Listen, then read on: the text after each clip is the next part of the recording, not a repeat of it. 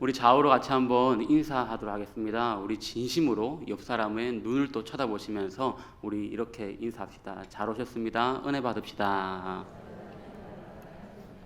영혼을 좀 가득 담아서 한 번 더 인사하도록 할게요. 우리 마음을 다해서 한 번 더 잘 오셨습니다. 은혜 받읍시다. 굉장히 좋아하시네요. 네.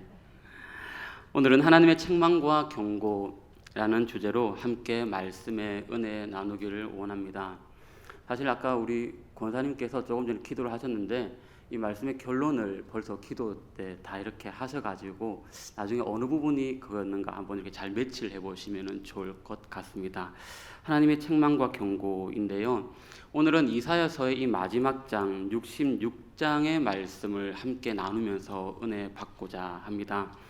이사야 선지자는 이 유다 왕 우시야 말년부터 해서 므낫세 초기까지 활동했던 선지자입니다. 하나님의 백성들에게 계속해서 죄를 짓는다면 하나님의 진노와 심판을 받을 수밖에 없다는 이 메시지를 강력하게 경고한 선지자입니다. 그리고 이런 경고만으로 끝나는 것은 아니고 하나님이 얼마나 자비롭고 사랑이 많으신 분인지 또 얼마나 놀라운 약속들을 많이 주셨는지 알려주고 하나님의 백성들을 향한 위로의 메시지도 오늘 함께 전달하는 내용이 바로 이 이사야서에 담겨져 있습니다. 그래서 이 이사야서 성경은 이스라엘 백성들의 죄악을 지적하여 그들로 죄를 깨닫고 또 회개하도록 인도하고 또한 그 뒤에 장차 오실 메시아, 이 메시아를 통해 하나님의 구원이 이루어질 것임을 알려주려고 기록한 책이 바로 이 이사야서입니다. 특히 오늘 우리가 접하게 되는 이 이사야서 66장도 이런 맥락에서 연이어지는 말씀으로 이제 결론에 해당하는 부분입니다. 오늘 이 66장 안에서는 중요한 내용이 크게 세 가지를 볼 수가 있습니다. 첫 번째는 하나님의 책망과 경고에 대한 메시지입니다. 오늘 설교 제목이었죠. 하나님께서는 우리들 향해서 이 끊임없이 사랑의 책망과 경고를 하신다는 것입니다. 본문에서는 이 무엇에 대해서 책망하고 또 경고의 메시지를 던지는지 잠시 뒤에 우리가 살펴보도록 하고요. 두 번째 또 이 66장 안에서 말씀하는 내용이 그 뒤에는 하나님의 위로와 격려의 메시지가 또 담겨져 있습니다. 하나님께서는 책망과 경고만 하시는 것이 아니라 반드시 위로와 격려를 해 주십니다. 하나님께서 주시는 이 위로와 격려의 말씀대로만 우리가 그대로 따라가기만 하면은 회복의 길이 열리는 것입니다. 그리고 세 번째는 이 22절 이하의 새 하늘과 새 땅, 그러니까 최후 심판과 새 시대의 도래에 대해서 말씀을 하고 있는 부분입니다. 하나님께서 우리들에게 이 영광스러운 나라를 준비해 주셨던 일이 바로 이 66장 후반부의 메시지입니다. 오늘 수요일 이 저녁 시간에는 이 66장 안에 이 세 가지 주제를 모두 다 다룰 수는 없고요. 이 세 가지 중에 첫 번째, 아까 제가 말씀드린 이 설교 제목, 하나님 이스라엘 백성들이 이스라엘 백성들에게 주는 하나님의 경고에 관한 내용을 한번 살펴보고자 합니다. 하나님의 책망과 경고에 관련된 말씀인데요. 그럼 하나님께서 도대체 무엇에 대해서 책망하시고 또 무엇에 대해서 경고하시는지 한번 보도록 하겠습니다. 무엇에 대해서 경고하시는가? 바로 신앙 회복입니다. 조금 더 나아가서 예배 회복으로도 볼 수도 있습니다. 이스라엘 백성들의 근황을 잠시 말씀드리면은 이렇습니다. 이스라엘 백성들이 포로 생활에서 벗어나서 하나님의 특별한 은혜로 고국에 돌아왔습니다. 포로 귀환을 했습니다. 그런데 그렇게 그들이 고국에 돌아왔을 때 처음 눈에 들어온 것이 뭐냐면은 바로 무너진 제단이었습니다. 성전이 파괴되고 성곽이 무너진 비참한 현실이 눈에 들어온 것입니다. 그것을 본 그들의 마음은 굉장히 조급해졌고 또 그들은 성전을 재건하고 성곽을 회복시키는 데 심혈을 기울였습니다. 문제는 성벽을 재건하고 성전을 짓는 것은 참 좋은데 이 성벽을 재건하고 이 성전을 다시 짓는 데에만 열심을 내다 보니까 어느덧 본질이 사라져 버린 것입니다. 그러니까 하나님에 대해서는 관심이 없고 이 성전, 즉 이 건물 집에만 관심을 갖게 되었던 것입니다. 그렇다 보니 이 이스라엘이 하나님을 향한 마음은 없고 형식만 남은 모습이 되어 버렸습니다. 이런 자세와 마음으로 하나님을 대하다 보니까 예배 현장에는 잘 참석합니다. 그렇지만 예배 자리만 마치고 나가면 즉 삶 속에서는 하나님과 관련 없는 모습으로 살아갔던 것입니다. 그래서 오늘 본문은 바로 그런 모습에서 참 신앙과 그리고 형식적인 신앙에 대해서 구별하고 경고하는 메시지를 우리에게 던져주고 있습니다. 본문 1절을 통해서 이 경고의 메시지를 좀 엿볼 수가 있습니다. 제가 쉬운 번역으로 한번 읽어드리도록 하겠습니다. 화면을 보시면서 눈으로 한번 같이 따라 보십시오. 하늘은 내 보좌이고 땅은 내 발판이다. 그런데 너희가 나를 위해 어디에 집을 짓겠다는 말이냐? 어디에서 나를 쉬게 한단 말이냐? 라고 반문하고 계십니다. 이 말씀은 마치 우리가 조금 잘못 보면은 하나님께서 이 성전 건축을 반대하시는 것처럼 보입니다. 하지만 이는 하나님께서 성전 건축을 반대하시는 말씀이 아닙니다. 하나님은 여기서 하늘은 나의 보좌다, 그리고 땅은 내 발판이다 라고 말씀을 하십니다. 이것은 하나님 자신이 어느 한 곳에도 어느 공간에도 제한을 받지 아니하고 온 우주에 편재하여 계시며 온 세상 가운데 주님의 주권을 행사하시는 분이라는 의미가 여기에 담겨져 있습니다. 그런데 이스라엘 백성들은 마치 하나님께서는 이 성전에서만, 성전 안에만 계시는 분으로 착각하였습니다.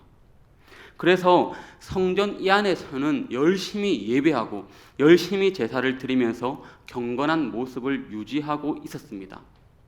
하지만 성전을 떠나는 순간부터는 마치 하나님이 계시지 않는 것처럼 그렇게 악을 행하는 삶을 살았던 것입니다. 이스라엘이 대단히 착각하는 것이죠. 쉽게 말씀드려 그들은 하나님은 이 성전 안에만 계시니까 성전 밖에서 행하는 자신들의 행위에 대해서는 생각지도 않고 그냥 악을 저질렀다라는 뜻입니다. 이것을 오늘날로 우리에게 말씀드리면 주일날 우리가 예배는 멋지게 드리지만 주중의 삶의 모습은 악으로 가득 찼다라는 뜻입니다. 즉 예배와 삶이 다르다는 것입니다. 예배를 드림에 있어서 의복을 깨끗하게 하고 거룩한 예배에 참여하는 사람이 이 예배 자리를 마치고 세상에 나가서는 입으로는 악한 말을 하고 마음으로 괴사를 도모하고 그리고 손으로 죄악을 범한다면 하나님이 과연 그의 삶, 그 사람의 예배를 받으셨다라고 할 수 있겠습니까? 그렇지 않습니다.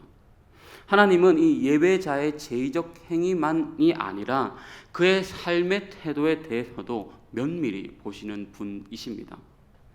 그 예로 구약 성경의 가인과 아벨의 예를 잠깐 보겠습니다.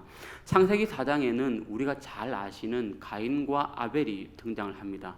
그리고 그 가인과 아벨이 예배를 올려드립니다. 그런데 하나님께서는 이 가인의 예배는 드린 예배는 받으시지만 이 아벨이 드린 예배는 받으시지만 가인이 드린 예배는 받지 않으십니다. 여기서 그 이유가 무엇일까요? 어떤 이들은 아벨은 동물을 잡아서 태워서 드리다 보니까 연기가 하늘로 올라가고 그렇게 아름다운 향기가 되었다라고 하는 사람들도 있고요. 가인은 곡식을 드려서 그렇지 않냐 이런 얘기를 하는데 그건 아무런 관련이 없습니다. 굳이 제사의 모양을 따진다면은 아벨은 번제의 모양으로도 볼 수 있고요. 그리고 가인은 소제의 예배 모양으로도 볼 수가 있습니다. 하나님께서 태워드리는 그런 번제만 받으시는 분이 아닙니다. 제물은 그 사람의 형편과 상황에 맞추어서 드릴 수가 있는 겁니다. 그렇다면 왜 하나님께서 아벨의 예배는 받으시고 그리고 가인의 예배는 받지 않으셨을까요? 창세기 4장 4절과 5절이 우리에게 이렇게 말씀을 합니다. 제가 한번 읽어드리겠습니다. 아벨은 자기도 양의 첫 새끼와 그 기름으로 드렸더니 여호와께서 아벨과 그의 제물은 받으셨으나 가인과 그의 제물은 받지 아니하신지라. 아멘. 아벨과 그의 제물을 하나님이 받으셨는데 가인에게 있어서는 가인과 그의 제물은 받지 않았습니다. 그러니까 제물만 받으시는 것이 아니라 아벨 또한, 이 아벨의 삶 또한, 그러니까 이 예배자의 그 중심, 본질, 삶, 예배자 자신이 합당치가 않으면 받지 않으십니다. 그러니까 아벨의 예배를 받으시는 그 하나님은 아벨의 삶과 그의 중심이 하나님께 연락된 것입니다. 아벨과 그의 제물을 받으셨고요. 내가 주일날만 멋지게 한번 번지러지게 예배 한번 드리고 주중의 삶은 아무렇게나 사는 그것으로 예배가 끝이 아니라는 겁니다. 로마서 12장 1절에서도 오늘 우리에게는 이렇게 말씀을 합니다. 그러므로 형제들아 내가 하나님의 모든 자비하심으로 너희를 권하노니, 우리 그 다음부터 같이 한번 빨간 줄을 읽도록 하겠습니다. 함께 읽습니다. 너희 몸을 하나님이 기뻐하시는 거룩한 산 제물로 드리라. 이는 너희가 드릴 영적 예배니라. 아멘. 너희 몸을 하나님이 기뻐하시는 거룩한 산 제물로 이렇게 받기를 원하십니다. 따라서 우리가 하나님을 참으로 섬기고 예배하는 자라면 교회 공동체 가운데 나와서 하나님께 드리는 이 의식적 예배만이 아니라 우리가 처한 삶의 현장, 그곳에서 살아가는 우리의 삶의 면모 하나하나까지도 하나님이 받으실 만한 복되고 아름다운 것으로 가꾸어야 하는 것입니다. 그리할 때에 우리의 예배는 하나님께서 받으실 만한 것이 된다라는 것입니다. 오늘 이스라엘은 어떻게 보면은 예배는 거의 빠지질 않았습니다. 하지만 성전에만 주님이 계시고 그 외에는 주님이 없다는 착각 속에 삶의 행동은 죄악 덩어리였던 겁니다. 그런 자세로 살아가다 보니까 당연히 드리는 예배는 형식밖에 없습니다. 예배 자리에는 나와 있지만 그냥 나의 빈 껍데기만, 예배 틀만 있을 뿐이고 예배자의 마음과 가슴이 없는 예배 행위만 행해질 뿐이었습니다. 본문 3절에서는 주님이 이런 모습에 대해서 이의 가증스러움을 표현하시는데요. 3절을 한번 우리 조금 길지만 다 함께 읽어보도록 하겠습니다. 3절입니다. 소를 잡아 드리는 것은 살인함과 다름이 없이 하고 어린 양으로 제사 드리는 것은 개의 목을 꺾음과 다름이 없이 하며 드리는 예물은 돼지의 피와 다름이 없이 하고 분향하는 것은 우상을 찬송함과 다름이 없이 행하는 그들은 자기의 길을 택하며 그들의 마음은 가증한 것을 기뻐한즉. 아멘. 이스라엘 백성들에게 있어서 놀라운 점 하나는 아까도 말씀드렸지만 하나님을 배반하고 우상을 숭배하면서도 성전 예배는 버리지 않았다는 것입니다. 아마도 당시에는 이 다신 문화도 팽배했었기 때문에 아마도 그들의 생각에 우상도 섬기고 또 하나님도 섬기면은 그로 인해 더욱더 풍요로운 축복을 얻을 수 있지 않을까, 그렇게 생각했을 수도 있습니다. 이런 삐뚤어진 자세를 갖고 예배를 드리면서도 그들은 이 예배를 통해 하나님께서 만족하실 것이라고 착각을 하고 있습니다. 오히려 이스라엘 백성들의 이런 제사를 하나님은 살인과 개의 목을 꺾음과 그리고 우상을 찬송함에 비유하면서 가증하다, 가증함으로 말씀하십니다. 이 말은 예배가 지극히 형식적이며 아무런 마음도 그리고 가슴도 담겨져 있지 않는 것은 물론이고, 예배 후에 성전 밖에서는 잘못된 행동, 악한 일을 저지르고도 뉘우침이나 어떤 회개가 없는 패역하고 완악한 모습, 바로 가증스럽다라고 말씀하시는 것입니다. 하나님은 어떤 경우에도 제물이 탐나서 제사를 드리라고 하신 적이 없으십니다. 하나님은 제물을 담아 드리는 이스라엘 백성들의 그 마음을 받으시고자 예배를 요구하시는 것이죠.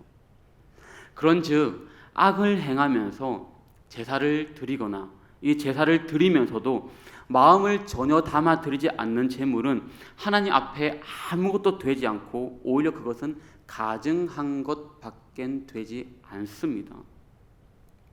그래서 오늘 본문은 이스라엘 너네들이 계속 그런 자세로 나아가면 수치를 당할 것이고 또한 심판을 받을 것이다 라고 경고의 메시지를 던지는 것입니다. 오늘 우리는 이 경고의 메시지를 통해서 이 밤에 2가지 정도만 이렇게 또 말씀이 주는 교훈을 함께 나누고 저와 여러분들의 심령에 적용해 보시고 이 적용 말씀을 붙들고 함께 이 밤에 기도하면 좋겠는데요. 첫 번째 적용점은 한번 그냥 본인이 자신에게 물어보시고 본인 스스로가 한번 점검해 보시면 좋겠습니다. 바로 이겁니다. 나는 혹시나 주 앞에 나아갈 때에 형식만 있고 껍데기만 있는 모습은 아닌가? 한번 내 가슴에 한번 점검해 보시면 좋겠습니다.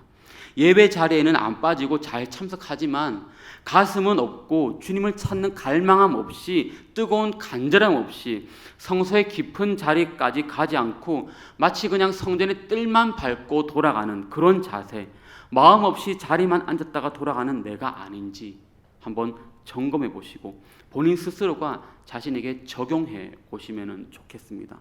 그리고 2번째 말씀이 주는 교훈, 오늘 이게 조금 핵심으로 제가 잡았는데요. 바로 이겁니다.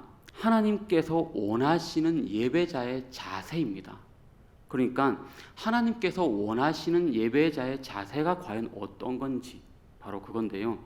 첫 번째 적용 질문에 마음이 없는 형식만 가지고 예배드리는 나의 모습은 아닌지는 한번 본인 스스로가 적용을 해보신다면은 2번째 적용 질문에 대한 답은 제가 성경에서 이렇게 답을 드리도록 하겠습니다. 하나님께서 원하시는 예배자의 자세 바로 무엇인가? 본문 말씀에 하나님이 너희는 이런 자세로 이렇게 예배해라 라고 힌트를 얻을 수 있는 부분이 있습니다. 바로 2절 말씀인데요. 오늘 이 부분을 저와 여러분들의 가슴에 좀 깊이 새기시면 좋겠습니다. 우리 본문 2절 중반절 말씀인데요. 스크린을 보고 함께 읽도록 하겠습니다. 함께 읽습니다. 무릇 마음이 가난하고 심령에 통회하며 내 말을 듣고 떠는 자 그 사람은 내가 돌보려니와. 아멘. 마음이 가난한 자, 심령에 통회하는 자. 하나님께서는 오늘 본문을 통해서 우리에게 요구하는 예배자의 마음 자세가 있습니다. 바로 마음이 가난한 자입니다. 심령에 통회하는 자. 하나님은 가난하고 통회하는 마음을 가장 귀한 제물로 받으신다는 뜻입니다. 바로 우리 자신들이 제물이 되면 되겠죠. 이런 마음의 자세의 제물. 그렇다면은 오늘 이 마음이 가난하고 심령에 통회하는 자, 이 말씀이 무엇인가를 알아야지 우리가 이 자세로 나아갈 수 있지 않겠습니까? 오늘 우리가 이 마음이 가난하고 심령에 통회하는 자 말씀을 우리가 많이 들었던 말씀 아닙니까? 어디에 많이 나왔습니까? 바로 산상수훈입니다. 마태복음 5장에 첫 등장하는 상산수훈입니다. 하나님께서는 마음이 가난한 자, 이 애통한 자, 이런 자의 예배를 받으신다고 합니다. 어떻게 보면은 이 마음이 가난한 자, 이 말은 마치 가난한 사람이 그런 복된 삶인가 그렇게 말씀하는 것 같습니다. 하지만 이 마음이 가난한 자는 성경에서 말씀하는 마음이 가난한 것은 물질적 가난하고는 상관이 없습니다. 마음이 가난하다 할 때 이 가난이라는 단어는요, 조금 부족한 정도를 뜻하는 게 아니라 완전히 파산된 상태를 뜻하는 단어입니다. 그러니까 절대적인 빈곤, 완전히 파산된 상태, 그들의 삶에 어느 것도 스스로 만들어낼 수 없는 그 상태를 바로 이 가난이다라는 원문을 사용하고 있는 겁니다. 그래서 마음이 가난한 자라고 할 때에는 이 말은 영적으로 완전히 내 마음이 파산된 상태를 얘기합니다. 제가 예를 들면요, 여기에 지금 종이가 한 장이 있습니다. 여기 이 종이가 있는데 백지라고 생각을 하시고, 이 정도 종이면은 여러분들이 백지를 열심히 쓸 것입니다. 그런데 이 종이가 한번 반쯤 찢어졌습니다. 이 정도만 찢어져도 여러분들은 여기에 필기를 하실 수가 있겠죠. 근데 이 종이가 여기에서 갈기갈기 막 찢어졌습니다.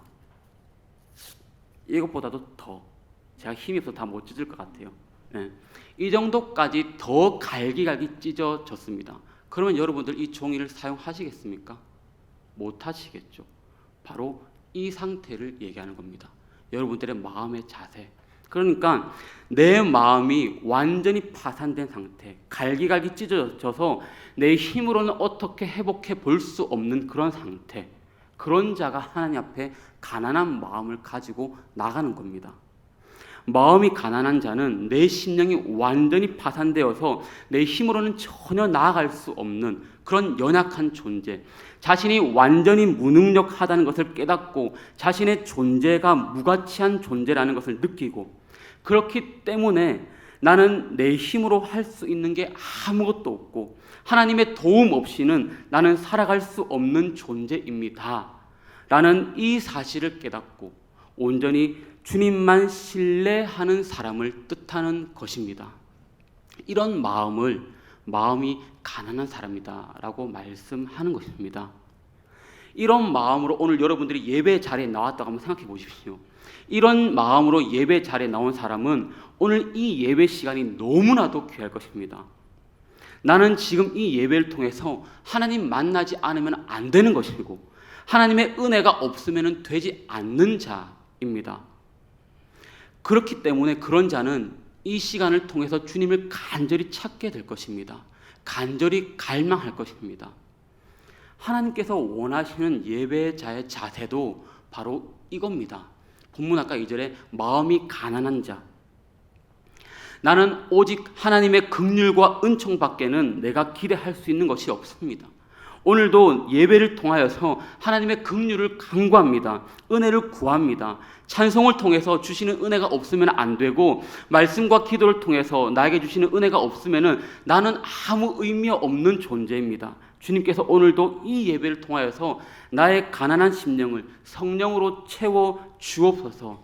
이렇게 예배의 자리로 나아가는 사람, 여기서 말하는 가난한 마음으로 주님께 나아가는 사람입니다. 이런 자의 예배를 주님이 기뻐 받으신다는 것입니다. 사랑하는 우리 해운대 제일교회 식구 여러분, 이제 말씀을 좀 정리하도록 하겠습니다. 우리는 하나님을 오랜 시간 믿으면서 어느덧 알게 모르게 형식과 전통에 너무 치중하고 있지는 않습니까? 물론 형식이 중요합니다. 그런데 그 형식이 중요한 이유는 그 형식 속에 담겨져 있는, 그 형식의 틀 안에 담겨져 있는 본질 때문에 이 형식이 중요한 것이지, 본질이 없는 형식은 의미가 없는 겁니다. 오늘 이스라엘 백성들에게 책망하시고 경고하시는 말씀은 가슴이 없이 나오는, 형식만 있고 껍데기만 있는, 본질이 없는 그런 모습에 주님은 책망하십니다. 오늘 저와 여러분들은 이 시간 주님 앞에 결단할 수 있기를 원합니다. 지금 이후에도 우리가 찬양하고 또 기도하고 그렇게 기도를 드림에 있어서도 정말 형식이 아니라 그냥 내가 이 시간에 맞춰서 한번 기도하고 종 땡치면 집에 돌아가고 하는 그런 틀에 있는 것이 아니라 우리의 진심으로 가난한 그 마음, 하나님께서 나에게 오늘 은혜 주시지 않으면 안 됩니다. 오늘 이 시간 하나님께서 내 삶을 인도해 주시지 않으면은, 내 심령을 인도해 주시지 않으면은 내 힘으로는 나는 아무것도 아닙니다 라는 그런 간절한 고백으로 찬양하며 기도하고 나아갈 때에 우리의 가슴을 뜨겁게 하시는 능력의 하나님을 경험하게 될 줄로 믿습니다. 마음의 가난함을 가지고 온전히 가슴으로 드리는 그런 예배, 그런 예배를 통하여서 하나님 기뻐하시는 예배자가 바로 저와 여러분들 다 될 수 있기를 주님의 이름으로 축복합니다. 우리 시간